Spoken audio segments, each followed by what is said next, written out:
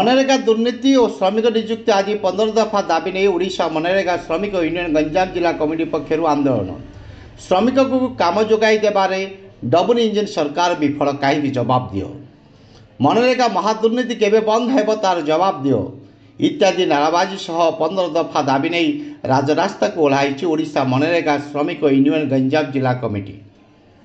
L शह शह महिला श्रमिक माने गंजाम जिलापाल कार्यालय सम्मुखें विक्षोभ प्रदान करने सहित गणधारणा देइछन्ति।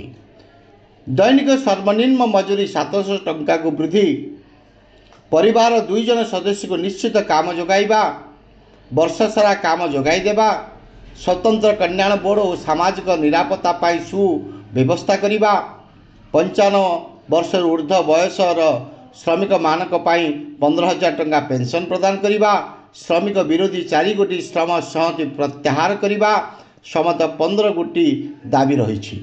एल मुख्यमंत्री उद्देश्य रे एक दाबीपत्र प्रदान करिसेंति।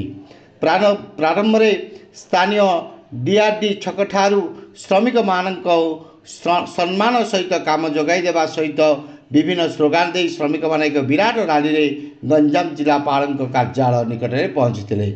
ब्यूरो रिपोर्ट प्रेरणा न्यूज टुडे।